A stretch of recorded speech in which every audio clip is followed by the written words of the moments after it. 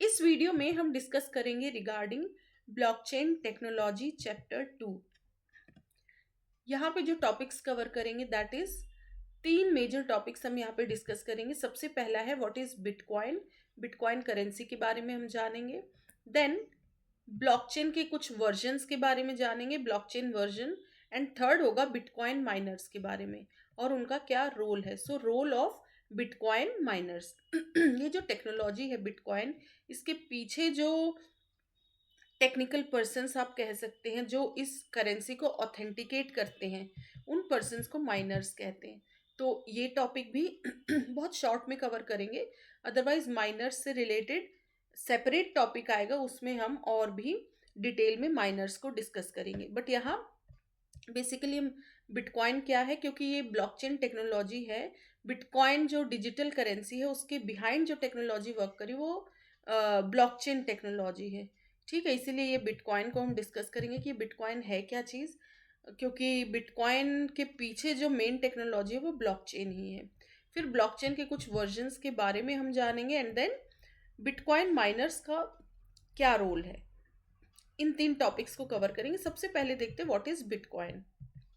Bitcoin क्या है? What is Bitcoin? Satoshi Nakamoto introduced the Bitcoin in the year 2008. 2008 में Satoshi Nakamoto ने bitcoin को इंट्रोड्यूस किया था। बिटकॉइन क्या है? It is a crypto currency, जिसको वर्चुअल करेंसी कह सकते हैं आप। डिजिटल करेंसी, वर्चुअल करेंसी और अ डिजिटल करेंसी। इसको क्रिप्टो करेंसी क्यों कहते हैं? क्योंकि ये वैसी करेंसी है जिसके बिहाइंड एडवांस क्रिप्टोग्राफिक एल्गोरिदम ये टेक्निक्स का यूज हुआ है।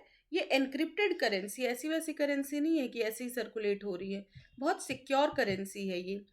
क्रिप्टोग्राफिक टेक्निक्स का यूज होता है इसमें, एडवांस्ड एनक्रिप्शन एल्गोरिदम्स का यूज होता है, इसीलिए इसको क्रिप्टो करेंसी कहा जाता है। इसको वर्चुअल करेंसी भी कहते हैं या फिर डिजिटल करेंसी भी कहते हैं। Bitcoin is a crypto currency, virtual currency और a digital currency that uses, ये किसका यूज कर रहे होते हैं? क्रिप्टोग्राफी का, इसीलिए यहाँ क्रिप्टो वर्ड लिखा है। नॉर्मल करेंसी वर्ड भी लग जाता है, लेकिन क्रिप्टो करेंसी इसलिए कहते हैं क्योंकि इधर क्रिप्टोग्राफी का यूज हो रहा है। So Bitcoin uses rules of cryptography for regulation and generation of units of currency. In cryptographic rules से फिर ये करेंसी जो है रेगुलेट होती है और जनरेट की जाती है। अब bitcoin fail under the scope of crypto currency and became the first and most valuable among them. यदि डिजिटल करेंसीज या क्रिप्टो करेंसी की बात करें तो सबसे फेमस बिटकॉइन ही रहा है और सबसे पहले भी यही ट्रेंड में रहा। अभी तो और भी करेंसीज अवेलेबल हैं, बट स्टिल इसकी पॉपुलैरिटी बहुत ज़्यादा बिटकॉइन की। इट इज़ कॉमनली कॉल्ड, इसको बेसिकली डिसेंट्रलाइज डिजिटल करेंसी भी कहा जाता है, क्योंकि इसकी ओनरशिप किसी एक के पास नहीं है या कोई सेंट्रली इसको मेंटेन नहीं कर रहा है। ये डिसेंट्रलाइज्ड है, amongst group of peoples, amongst network of people ये वर्क कर रही होती है ये करेंसी। अब bitcoin is a type of digital assets, ये डिजिटल एसेट की तरह है। इसको आप खरीद सकते हैं, सेल कर सकते हैं या दो पार्टीज के बीच में ट्रांसफर कर सकते हैं। लेकिन ये सब किसके मदद से होगा? इंटरनेट की मदद से, मतलब ऑनलाइन ही होंगे सारे transactions. So a bitcoin is a type of digital assets which can be bought, sold and transferred between the two parties securely over the internet। securely इसलिए कि secured है ये करेंसी, एडवांस्ड एनक्रिप्शन एल्गोरिदम्स का use हो रहा है इसमें। Bitcoin can be use to store values much like fine gold, silver and some other type of investments. ठीक है, वैल्यू स्टोर कर सकते हैं, मतलब ये एक वैल्यू को होल्ड कर रही होती है। जस्ट जिस तरीके से कोई गोल्ड की वैल्यू रहती है या सिल्वर की या किसी और टाइप की इन्वेस्टमेंट आप करते हैं, तो ये भी एक वैल्यू होल्ड कर रही होती है ये digital currency bitcoin. We can also use bitcoin to buy products and services as well as make payments and exchange values electronically. Electronically हम पेमेंट की तरह इसका यूज कर सकते हैं या वैल्यूज एक्सचेंज करने के लिए या ऑनलाइन प्रोडक्ट सर्विसेज इनको भी बाई करने के लिए इसका यूज किया जा सकता है। अब bitcoin is different from other traditional currencies such as जो अदर ट्रेडिशनल करेंसीज है उससे बिटकॉइन डिफरेंट है। अदर ट्रेडिशनल में क्या, जैसे normal dollar, pound, euro, rupee ये सब चल रहा है, उनसे डिफरेंट है, ये डिजिटल करेंसी है। विच कैन ऑल्सो, तो इसका जो बिटकॉइन का यूज भी हम किस लिए कर सकते हैं, two by things and exchange values. लेकिन ये सब कैसे होता है, इलेक्ट्रॉनिकली, डिजिटली। सो फिर से मैं रीड कर देती हूँ इस पॉइंट को। अब Bitcoin is different from other traditional currencies such as dollar, pound, and euro, which can also be used to buy things and exchange values electronically. There are no physical coins for Bitcoins or paper bills. कोई physical coins नहीं होते हैं ये, जैसे normal coins available हैं, ये digital coins हैं। या इनका कोई पेपर बिल, पेपर पे, कागज पे जैसे रुपए या कोई भी करेंसी है, या सिक्के होते जिस तरीके से, ये वैसी करेंसी नहीं है, फिजिकल करेंसी नहीं है, ये वर्चुअल करेंसी है। When you send bitcoin to someone और use bitcoin to buy anything, you don't, ये क्वेश्चन की जगह यहाँ इस तरीके से इन्वर्टेड ये वाला कॉमा लगा दीजिएगा। You don't need to use a bank, a credit card and और अदर थर्ड पार्टी। तो इसको भी, बिटकॉइन को भी हम सेंड कर सकते हैं नॉर्मल, जैसे हम किसी चीज़ को बाई करते हैं और मनी देते हैं तो बिटकॉइन आप दे सकते हैं एक्सचेंज में। लेकिन यहाँ जैसे नॉर्मल मनी ट्रांजैक्शन में थर्ड पार्टी की इन्वॉल्वमेंट, मतलब यदि मनी चाहिए कुछ तो बैंक, क्रेडिट कार्ड या कोई थर्ड पार्टी इन्वॉल्व रहती है, इसमें कोई थर्ड पार्टी इन्वॉल्व नहीं रहती है। Instead, you can simply send Bitcoin directly to another party over the internet with securely and almost instantly. Instantly या ट्रांसफ़र हो जाएगी और सिक्योरली भी। ऐसा भी नहीं कि ये सेफ़ नहीं है, completely सेफ़ है और किसी थर्ड पार्टी की भी ज़रूरत नहीं है यहाँ पे। तो ये हो गया बिटकॉइन क्या है। फिर बिटकॉइन वर्क कैसे करती है, हाउ बिटकॉइन वर्क्स। देखिए, इस टेक्नोलॉजी को समझने से पहले हम थोड़ा सा ईमेल के बारे में जानेंगे कि जब हम ईमेल एक पर्सन दूसरे पर्सन को सेंड कर रहा होता है तो क्या उसके बीच में कोई थर्ड पर्सन या थर्ड कोई पार्टी या ऑर्गेनाइजेशन आता है क्या। थर्ड पार्टी की इन्वॉल्वमेंट नहीं है, दो पर्सन आपस में खुद कम्युनिकेट कर रहे होते हैं। इसी को पीयर टू पीयर कम्युनिकेशन भी कहा जाता है। उसी तरीके से बिटकॉइन में जब इस करेंसी का यूज़ करके जब ट्रांजैक्शन हो रहा होता है या कम्युनिकेशन, वो उन पर्टिकुलर इंडिविजुअल्स के बीच में होगा, ऐसे थर्ड पार्टी की रिक्वायरमेंट की ज़रूरत नहीं है। बट देखिए, ईमेल में क्या होता है, डबल स्पेंडिंग की प्रॉब्लम होती है। डबल स्पेंड टाइप की चीज़ किसको कहा गया है, जब आप ईमेल सेंड करें, सपोज कोई फोटो सेंड किया आपने, तो उस फोटो की दो कॉपीज रहती। दो कॉपीज क्यों रहती, एक तो नॉर्मल आपके पास है, एक मेल में चली गई, एक आपने कहीं पे सेव की होगी ओरिजिनल फाइल जो कि कंप्यूटर में है, उसकी कॉपी उस फोटो की। तो यहाँ दो कॉपीज हो रही है और ऐसी चीज को कहा जाता है, इस इश्यू को डबल स्पेंड प्रॉब्लम कहा जाता है। तो ये डबल स्पेंड की जो प्रॉब्लम है ये बिटकॉइन में सॉल्व हो जाती है। तो सबसे पहले ईमेल वाला कॉन्सेप्ट पढ़ लेते हैं हम। When you send an email to another person, you just type an email address and can communicate directly to that person. ठीक है, सीधा ईमेल आपने उस एड्रेस पर्सन का ईमेल एड्रेस नोट किया और उस पर्सन को जो भी सेंड करना उस मेल एड्रेस पे आप सेंड कर सकते हैं।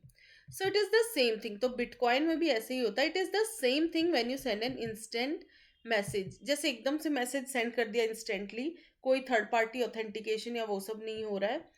तो बिटकॉइन में भी ऐसे ही होता है कि किसी बैंक का या किसी ऑर्गेनाइजेशन का वो फॉर्मेलिटीज नहीं करनी पड़ती जो थर्ड पार्टी के लिए करनी पड़ती है। This type of communication between two parties is commonly known as peer to peer communication. तो ऐसा जब कम्युनिकेशन होता है बिटवीन टू पार्टीज, उसको पीयर टू पीयर कम्युनिकेशन कहा जाता है। whenever you want to transfer money to someone over the internet, you need to use a service of third party। कभी भी जब नॉर्मल अभी नेट बैंकिंग या इनका हम यूज़ कर रहे हैं ऑनलाइन, यदि करेंसीज की बात ना करें तो भी ऑनलाइन भी किनका, बैंक्स का, credit card, PayPal and some other type of money transfer services का यूज़ तो हो ही रहा है। ये सारी थर्ड पार्टी ही तो है। The reason for using third party is, third party ensure करते कि मनी ट्रांसफ़र हो गई और सेफली हो गई। The reason for using third party is to ensure that you are transferring that money. In other words, you need to be able to verify that both parties have done। तो जो third party वो verification सा दे देते हैं कि हाँ दोनों parties के बीच में जो ट्रांसफर होना था वो सेफली हो गया। What they need to do in real exchange, real में जो भी एक्सचेंज था वो ऑथेंटिकेट वो थर्ड पार्टी कर देती है। लेकिन बिटकॉइन क्योंकि डिजिटल करेंसी तो उसमें थर्ड पार्टी की इन्वॉल्वमेंट नहीं होती। तो अभी ये डबल स्पेंड प्रॉब्लम क्या होता है, एक बार वो देख लेते हैं हम। For example, suppose you click on a photo that you want to send it to another person. कोई फोटो हम सेंड करना चाह रहे हैं थ्रू मेल किसी दूसरे पर्सन को, so you can simply attach that photo to an email. हम क्या करते हैं, उस जहाँ भी भेजना तो उस मेल पे हम उस फोटो को अटैच कर देते हैं। फिर type the receiver email address, जिसको रिसीव करवाना है उसका मेल एड्रेस लिखो एंड सेंड कर दो। The other person will receive the photo, दूसरे इंसान को मेल के थ्रू वो फोटो मिल गया। And you think it would and but it is not. आपको लगेगा कि बस प्रोसेस खत्म और ये फोटो चला गया, बट वो गया ना, उसकी दो कॉपीज बनी हुई है। Now we have two copies of photo. एक तो सिंपल मेल पे पड़ी हुई होगी, one is a simple mail, और दूसरी फाइल है आपके कंप्यूटर पे है वो, and another is an original file which is still on my computer. Here we send the copy of the file of the photo, not the original file. इधर हम उस फोटो की कॉपी को सेंड कर रहे हैं, ना कि ओरिजिनल फाइल को। This issue is commonly known as the double spend problem. इसी इश्यू को डबल स्पेंड प्रॉब्लम कहा जाता है, जो कि डिजिटल करेंसी या बिटकॉइन में ये प्रॉब्लम नहीं आती। देखिए थर्ड पार्टी की इन्वॉल्वमेंट दिखाई गई है यहाँ पे। सपोज सेंडर है, रिसीवर है, तो इनमें डायरेक्ट कम्युनिकेशन नहीं हो रहा है, एक थर्ड पार्टी की इन्वॉल्वमेंट है, बैंक्स की इंटरमीडियरी, ये वेरिफिकेशन या ऑथेंटिकेशन का काम कर रहे होते हैं। लेकिन बिटकॉइन के केस में कोई ऐसी थर्ड पार्टी नहीं इन्वॉल्व रहती है, उसका ऑथेंटिकेशन डिजिटली हो जाता है बहुत तरीके से, वो हम देख लेंगे किस तरीके से। उसमें किसी थर्ड पार्टी की रिक्वायरमेंट नहीं होती है। तो जो डबल स्पेंड प्रॉब्लम है ये ब्लॉकचेन के थ्रू सॉल्व हो जाती है। The double spend problem provides a challenge to determine whether a transaction is real और नॉट। तो इधर एक चैलेंज आ जाता है डबल स्पेंड प्रॉब्लम से कि ये ट्रांजेक्शन रियल था या नहीं। How you can send a bitcoin to someone over the internet without needing a bank और some other institution to certify the transfer took place. Suppose bank नहीं है, कोई थर्ड पार्टी नहीं है, तो कैसे पता चलेगा कि जो बिटकॉइन सेंड किया है वो ऑथेंटिकेट है या नहीं। The answer arises in a global network of thousands of computers called a Bitcoin network। ये बिटकॉइन कोई सेंट्रलाइज्ड कॉन्सेप्ट नहीं है, इसमें network of thousands of computers involve हैं, और ऑथेंटिकेशन के लिए भी बहुत सारी प्रोसेसेस इन्वॉल्व हैं। And a special type of decentralised ledger technology called blockchain. और इस बिटकॉइन के पीछे जो टेक्नोलॉजी वर्क कर रही होती है वो है ब्लॉकचेन। ब्लॉकचेन को ही DLT भी कहा जाता है। DLT मतलब डिसेंट्रलाइज्ड लेजर टेक्नोलॉजी। ये लेजर नहीं होगा, लेजर। लेजर मतलब जो LEDGER, लेजर फाइल। हमने पढ़ा था ना फर्स्ट चैप्टर में कि ये लेजर होता है। क्या होता है ledger? LEDGER, decentralised ledger technology. क्योंकि एक लेजर मेंटेन हो रहा है और वो डिसेंट्रलाइज्ड है, तो ब्लॉकचेन को डिसेंट्रलाइज्ड लेजर टेक्नोलॉजी भी कहा जाता है। ब्लॉकचेन को in bitcoin all the information related to the transaction is captured securely. जो भी इंफॉर्मेशन हो रही है एक ट्रांजेक्शन से रिलेटेड वो सिक्योरली कैप्चर कर ली जाती है यूजिंग मैथ्स का यूज़ करके, स्टैटिस्टिक्स का यूज़ करके, क्रिप्टोग्राफी, इन सब एल्गोरिदम्स का, एनक्रिप्शन टेक्निक्स का, बहुत सारी चीज़ें कंबाइंड होकर उस ट्रांजेक्शन को सिक्योरली कैप्चर कर लेती हैं बाय यूजिंग मैथ्स, प्रोटेक्टेड क्रिप्टोग्राफिकली। उसको प्रोटेक्ट भी किया जाता है उस ट्रांजेक्शन को क्रिप्टोग्राफिक टेक्निक से। And the data is stored and verified across the entire network of computers. वो डाटा एक ही जगह उसकी कॉपी नहीं रहती, वो पूरी ब्लॉकचेन की कॉपी सब में बट जाती। जो भी लेटेस्ट ब्लॉक उसमें ऐड हुआ या कंप्लीट चेन, वो नेटवर्क ऑफ कंप्यूटर्स में वो डाटा स्टोर हो जाता है। और वेरीफाइड भी कोई एक इंडिविजुअल नहीं कर रहा, तो ये वेरिफिकेशन का भी इसका एक प्रोसेस होता है पूरा। वो सब हम देखेंगे कैसे वेरीफाई होती है। बाय नेटवर्क ऑफ कंप्यूटर्स वो वेरीफाई की जाती है। In other words, instead of having a centralised database of the third party such as banks to certify the transaction took place, यहाँ पे नेटवर्क ऑफ कंप्यूटर्स मतलब multiple persons are involve, बजाय एक central database नहीं रहता है third party की तरह, बैंक्स वगैरह की तरह। यहाँ पे चीज़ें डिसेंट्रलाइज्ड फॉर्म में वर्क कर रही होती बिटकॉइन में। तो ये जो बिटकॉइन किस टेक्नोलॉजी का यूज़ कर रहा होता है? ब्लॉकचेन का। इसीलिए इसको किसी थर्ड पार्टी की रिक्वायरमेंट नहीं होती। सारे वेरिफिकेशन और ऑथेंटिकेशन सब इस टेक्नोलॉजी के थ्रू हो जाते हैं। Bitcoin uses blockchain technology across a decentralized network of computers to securely, और वहीं पे वो सिक्योरली इसको वेरीफाई कर देता, कंफर्म कर देता और ईच ट्रांजेक्शन को रिकॉर्ड भी कर लेता है. Since data is stored in a decentralise manner, और वो कंप्लीट ब्लॉकचेन की कॉपी सब में बट जाती है, मतलब जो डाटा है वो सिर्फ एक जगह नहीं स्टोर रहता, वो डिसेंट्रलाइज्ड है. Since data is stored in a decentralized manner across a wide network, there is no single point of failure. कोई भी single point of failure वहाँ पे नहीं है. This makes blockchain more secure and less prone to fraud, tampering or general system failure than keeping them in a single centralized location. तो ये क्या करता है, दिस मेक्स इस टेक्निक की वजह से, ये डिसेंट्रलाइज नेचर की वजह से ब्लॉकचेन काफ़ी सिक्योर है. फिर फ्रॉड टेम्परिंग के चांसेस कम है, क्योंकि कोई एक कॉपी तो है नहीं, बहुत जगह डिस्ट्रीब्यूटेड है वो, तो सब में चेंजेस करना तो पॉसिबल नहीं होगा ना. तो फ्रॉड के चांसेस नहीं रहते. टेम्परिंग मतलब कोई छेड़छाड़ नहीं कर सकता. जनरल सिस्टम फेलियर एक जगह हो सकता है ना, लेकिन बाकी तो कॉपी मेंटेन्ड है. तो सेंट्रलाइज लोकेशन पे होता तो फेलियर के चांसेस रहते, बट ये तो डिसेंट्रलाइज्ड है. तो ये हमने बिटकॉइन के बारे में पढ़ा. अब ब्लॉकचेन के डिफरेंट वर्जन्स के बारे में पढ़ेंगे. ब्लॉकचेन वर्जन, सो ये टॉपिक हम कवर करेंगे. Blockchain version, the brief description of the evolution of blockchain technology and its versioning from. Blockchain के बेसिकली 3 वर्जन्स है, 1.0 2 3.0, मतलब 1 2 3. They are explain below. Blockchain 1, blockchain 2 and blockchain 3, ये वर्जन्स है. तो blockchain 1 basically currency से deal कर रहा होता है, ब्लॉकचेन 1 वर्जन. फिर धीरे धीरे इसको अदर फील्ड्स में भी ले जाया गया. ब्लॉकचेन 2 में कॉन्ट्रैक्ट्स पर वर्क हुआ है, स्मार्ट कॉन्ट्रैक्ट्स में यूज होने लगा ब्लॉकचेन का. और ब्लॉकचेन 3 में डिसेंट्रलाइज्ड एप्स को डेवलप किया जाने लगा यूजिंग दिस ब्लॉकचेन 3. तो मतलब पहले करेंसी से शुरुआत हुई थी, वो धीरे धीरे डिफरेंट एरियाज में भी इसका यूज होने लगा.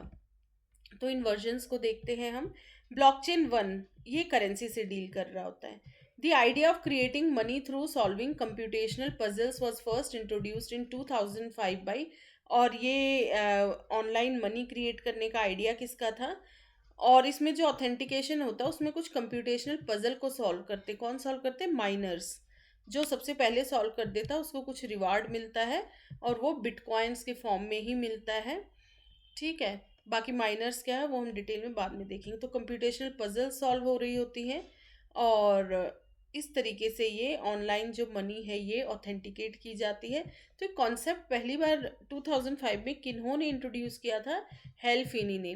Who created the first concept of crypto currency का कॉन्सेप्ट ही इनके दिमाग में आया था. The implemented of distributed laser technology. देखिए DLT, ब्लॉकचेन को DLT भी कहा जाता है, या क्रिप्टो करेंसी को भी कह सकते. क्रिप्टो करेंसी के पीछे जो टेक्निक है वो DLT है या फिर ब्लॉकचेन, एक ही बात है. डिस्ट्रीब्यूटेड लेजर टेक्नोलॉजी, दिस क्योंकि ये लेजर डिस्ट्रीब्यूटेड है, लेजर मतलब वो ट्रांजैक्शन का पूरा रिकॉर्ड, वो फाइल वो डिस्ट्रीब्यूटेड है, किसी एक लोकेशन पे नहीं है, इसीलिए इसको डिस्ट्रीब्यूटेड लेजर टेक्नोलॉजी कहा जाता है. दिस और लेजर क्या होता है? ट्रांजैक्शंस का पूरी फाइल रहती है जिसमें सारी ट्रांजैक्शन की डिटेल्स रिकॉर्डेड है, जितने भी ट्रांजैक्शंस हुए हैं. This ledger allows financial transactions based on blockchain technology और DLT to be executed with bitcoin. और ये एग्जीक्यूट किसके माध्यम से हो रहा है? Bitcoin.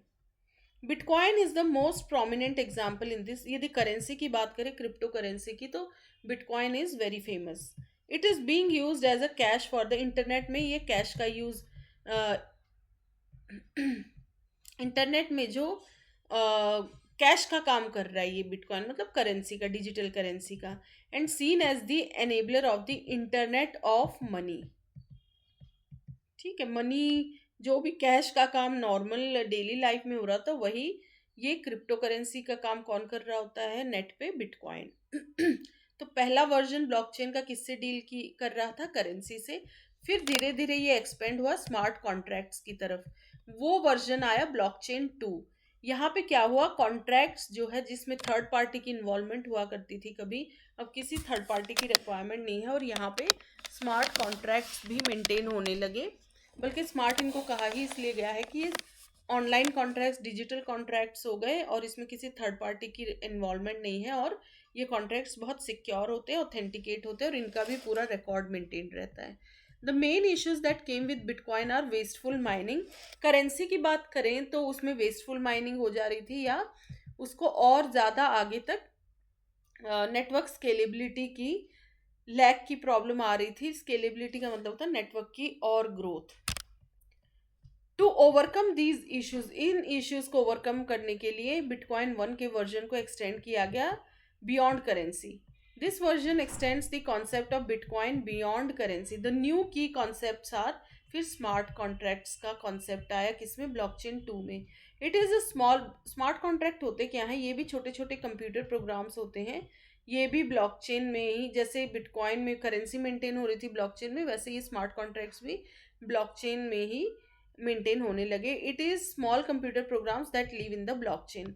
They are free computer programs which executed automatically and checked conditions which are defined earlier by. जो भी वेरिफिकेशन, एनफोर्समेंट, फैसिलिटेशन ये जो थर्ड पार्टीज किया करती थी, अब ये चीज़ें प्रोग्राम्स के थ्रू होने लगी और वो ब्लॉकचेन की तरह उनको मेंटेन किया जाने लगा, तो वो सिक्योर भी है. The big advantage of this technology that blockchain offers, making it impossible to tamper or hack smart contracts. तो स्मार्ट कॉन्ट्रैक्ट्स क्योंकि पूरी चेन मेंटेन हो गई है उसकी, और वो डिसेंट्रलाइज्ड है, बहुतों में वो चेन ब्लॉकचेन डिस्ट्रीब्यूट हो चुकी है वो लेजर, तो उसको टेम्पर मतलब छेड़छाड़ करना पॉसिबल नहीं है, और उसकी हैकिंग भी पॉसिबल नहीं है. अ मोस्ट प्रोमिनेंट एग्जाम्पल इस सब स्मार्ट कॉन्ट्रैक्ट्स के मोस्ट प्रोमिनेंट एग्जाम्पल की बात करें तो वो है इथीरियम ब्लॉकचेन. ठीक है, इथीरियम प्लेटफॉर्म पे जो ब्लॉकचेन वो बेसिकली स्मार्ट कॉन्ट्रैक्ट से डील कर रही होती है, विच प्रोवाइड्स. ये इथीरियम ब्लॉकचेन क्या है, एक्चुअली ये एक प्लेटफॉर्म प्रोवाइड कर रहा है where the developer community can build. ये एक ऐसा प्लेटफॉर्म है जहाँ डेवलपर कम्युनिटी डिस्ट्रीब्यूटेड एप्लीकेशंस बना सकती है for the blockchain networks. Quickly, the blockchain 2 version is successfully processing a high number of daily transactions on a public network. ये 2 version successfully process कर रहा है बहुत सारे ट्रांजेक्शन्स को पब्लिक नेटवर्क पे, where millions were raise through ICO. Initial ICO मतलब initial coin offerings के थ्रू मिलियंस ऑफ ट्रांजेक्शन्स रेज हुए थे, एंड द मार्केट की कैपिटल रैपिडली इंक्रीज हो गई थी इस कॉन्सेप्ट से. फिर आया ब्लॉकचेन 3. इसमें डिस्ट्रीब्यूटेड एप्स बनने लगे, मतलब डिसेंट्रलाइज्ड एप्लीकेशंस में इसका यूज होने लगा ब्लॉकचेन का. D apps is also known as a decentralised application. It uses decentralised storage and, मतलब एक ही पर्टिकुलर लोकेशन पे चीज़ें सेव नहीं है, मल्टीपल जगह सेव्ड है और मल्टीपल जगह कम्युनिकेशन पॉसिबल है. इसका जो बैक एंड कोड है वो डिसेंट्रलाइज्ड रहेगा, peer to peer network. Its backend code is running on a decentralised peer to peer network, मतलब ब्लॉकचेन का यूज हो रहा है इसमें. The D app can have, और इसका फ्रंट एंड जो है, it can have front end code hosted on decentralised storages. और फ्रंट एंड कोड जो है वो कहाँ होस्टिंग होगी उसकी, किसी भी डिसेंट्रलाइज्ड स्टोरेज पे, जैसे कि इथीरियम स्वाम. ये इथीरियम और ये टेक्नोलॉजीज हम आगे पढ़ेंगे. Front end code hosted on decentralised storage जैसे कि इथीरियम स्वाम.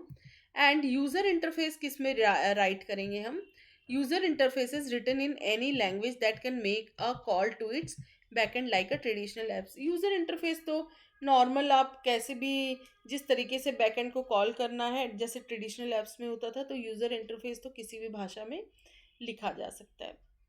बाकी इसके बहुत डेप्थ में अभी नहीं जाना है, ये सिर्फ एक आइडिया है कि डिसेंट्रलाइज्ड एप्लीकेशंस के लिए ब्लॉकचेन 3 का यूज़ हुआ. तो ये 3 वर्जन्स थे, इनको डिटेल में हम, वर्जन्स भले डिटेल में ना पढ़े बट कॉन्सेप्ट्स डिटेल में आएंगे. आपको आने चाहिए कि क्या क्या वर्जन है ब्लॉकचेन के.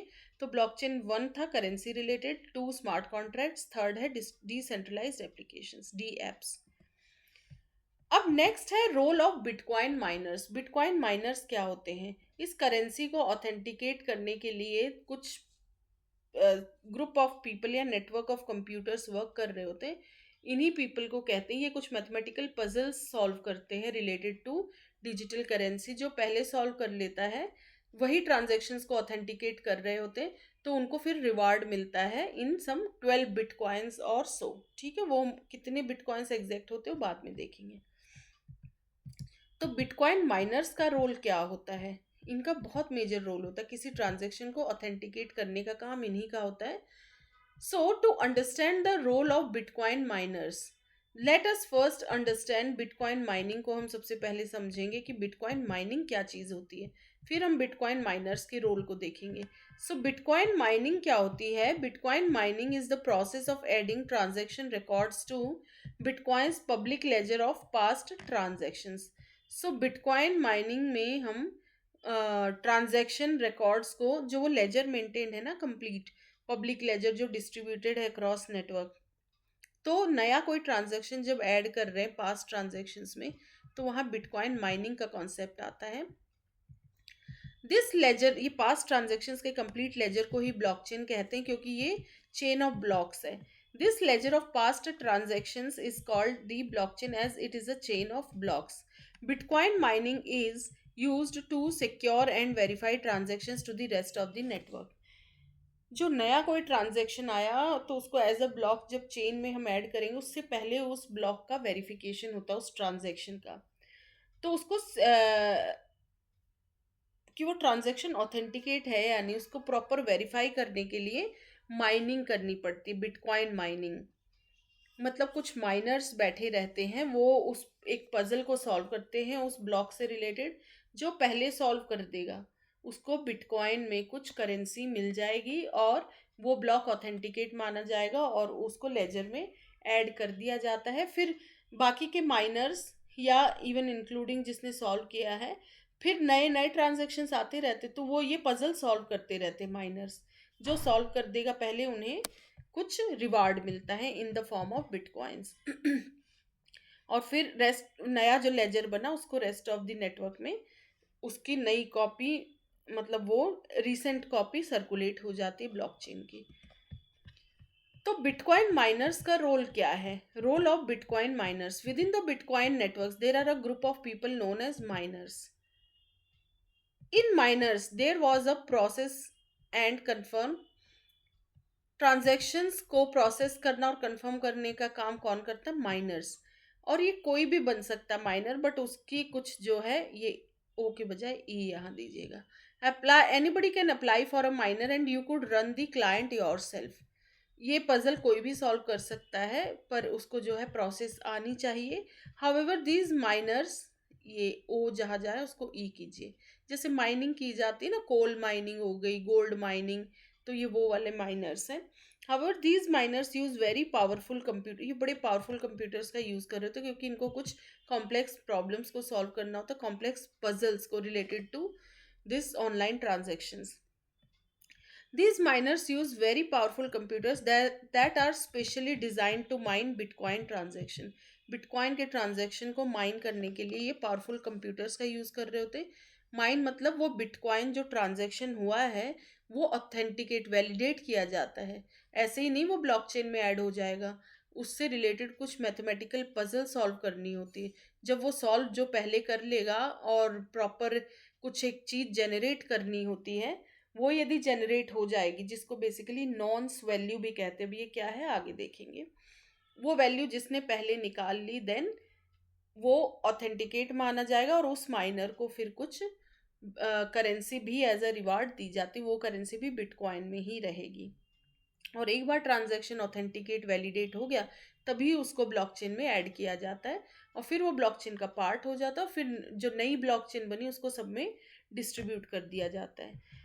They do this by actually solving math problems and resolving cryptographic issues, because every transaction needs to be cryptographically encoded and secured। ये जो टेक्निक यूज हो रही है ना हर ट्रांजेक्शन में, क्रिप्टोग्राफिक टेक्निक्स का, तो क्रिप्टोग्राफिकली उसको एनकोड या सिक्योर करने के लिए कुछ मैथमेटिकल प्रॉब्लम सॉल्व करनी होती है उस ट्रांजेक्शन से रिलेटेड, और कुछ क्रिप्टोग्राफिक इश्यूज भी आते हैं। तो इसके लिए ये expert people are sitting miners, ठीक है, ये सॉल्व करते हैं उस चीज़ को। उसमें बहुत पावरफुल कंप्यूटर्स की ज़रूरत पड़ती है, क्योंकि इन्होंने इतनी टाइम, एनर्जी, रिसोर्सेज का यूज़ किया है उस चीज़ को सॉल्व करने के लिए, इसीलिए इनको रिवार्ड मिलता है। These mathematical problems ensure that nobody is tampering with that data। और इसकी मदद से ही ट्रांजैक्शन ऑथेंटिकेट हो जाता है और डाटा के साथ कोई छेड़छाड़ नहीं कर सकता। Additionally for this task the mine, देखिए ओ जहाँ जहाँ उसको ई करिए। Additionally for this task the miners are paid in bitcoins. तो जो सॉल्व कर देगा उस इश्यू को, तो उसको उस पर्टिकुलर ट्रांजैक्शन के लिए बिटकॉइन में पेमेंट मिल जाती है, मतलब as a reward, which is the key component in bitcoin. यही की कंपोनेंट, और नए बिटकॉइंस ऐसे ही जनरेट होंगे। In bitcoin you cannot create money as you like you create, जैसे रेगुलर फ्लैट करेंसीज बनती है ऐसे नहीं क्रिएट होता। यहाँ जैसे जैसे माइनिंग होगी तो नई करेंसी भी क्रिएट होती है, और वो साथ साथ माइनर को पे भी कर दी जाती है, और वही बिटकॉइंस फिर सर्कुलेट करते हैं। तो you cannot create money as like you create regular flat currencies such as dollar, euro, and yuan. The Bitcoin is created by rewarding these miners. In miners को जो reward दिया जा रहा है उसी टाइम वो bitcoins create भी हो रहे हैं, नई currency. These miners for their work in solving the mathematical and cryptographical problems, जो ये solve कर रहे हैं problems, तो इनको जो पे किया जा रहा है या रिवार्ड दिया जा रहा है बिटकॉइन के फॉर्म में, तो वो समझ लो वो रिवार्ड भी जा रहा है और नए बिटकॉइंस भी जनरेट हो गए इसी टेक्निक से। How is the bitcoin blockchain build? Bitcoin blockchain कैसे बिल्ड होती है? The role of a miner, ये फिर से इधर ई करना है। The role of a miner is to build the blockchain of records that form the bitcoin ledger. तो माइनर का रोल है टू बिल्ड द रिकॉर्ड्स की ब्लॉकचेन को बनाना, मतलब नया ब्लॉक वो जब तक ऑथेंटिकेट नहीं करेंगे माइनर्स तब तक वो नया ब्लॉक ऐड नहीं हो सकता ब्लॉकचेन के लेजर में। सो यही फिर फाइनली देखा जाए तो माइनर्स की वजह से ही फिर ये लेजर बनता है। So the role of a miner is to build the blockchain of records that forms the Bitcoin ledger. These ledgers are called blocks. In ledgers को ही blocks कहा जाता है। And each block contains all the different transactions that have taken place. Her block में different different transaction की details होती है, जो भी transaction अभी तक हो गए और वो authenticate transactions थे, क्योंकि उनको validate किया गया है through mining process, through this ये माइनर्स के द्वारा उनको ऑथेंटिकेट किया गया है। A new block is added in every 10 minutes, नया कोई ट्रांजेक्शन होगा और नया ब्लॉक ऐड होता चला जाता है न्यू बिटकॉइन में, और अलग अलग माइनर्स उसको ऑथेंटिकेट करते चले जाते हैं। So as the miners processing करते रहते हैं, as the miners process these different transactions they build the block, और ब्लॉक नए जनरेट होते रहते हैं, और जैसे ही वो ऑथेंटिकेट हो जाएंगे and when a block is confirm, जैसे ही वो कंफर्म कर दिए जाएंगे माइनर्स के थ्रू, तब वो फिर ऐड होते हैं in blockchain. It gets added to the blockchain. The bitcoin blockchain provides a permanent record of all bitcoin transactions to the beginning. Beginning से लेके अभी तक जितने भी ट्रांजेक्शन होंगे तो परमानेंटली वो सारे रिकॉर्ड्स इस चेन में मेंटेन रहेंगे। देखिए ये यदि ब्लॉकचेन थी ओरिजिनल, तो नया ब्लॉक ऐड हो गया जैसे ही ऑथेंटिकेट कर दिया जाएगा ये बाई दी माइनर्स। तो इस तरीके से टेक्नोलॉजी वर्क करती है। सो एक बार कंप्लीट हो गया ये चैप्टर, बट एक समरी के रूप में देखते हैं क्या क्या टॉपिक्स हमने देखे। तो ब्लॉकचेन टेक्नोलॉजी चैप्टर 2 में हमने डिस्कस किया what is bitcoin, then blockchain version and role of bitcoin miners. What is bitcoin में देखा हमने how bitcoin works, then blockchain versions, version 1 2 3, 1 में करेंसी, 2 में स्मार्ट कॉन्ट्रैक्ट्स, 3 में decentralised applications. Role of bitcoin miners हमने देखा कि बिटकॉइन माइनिंग क्या है, रोल ऑफ बिटकॉइन माइनर्स क्या है, फिर how the bitcoin blockchain is build. So इस वीडियो में इतना ही। Thank you so much.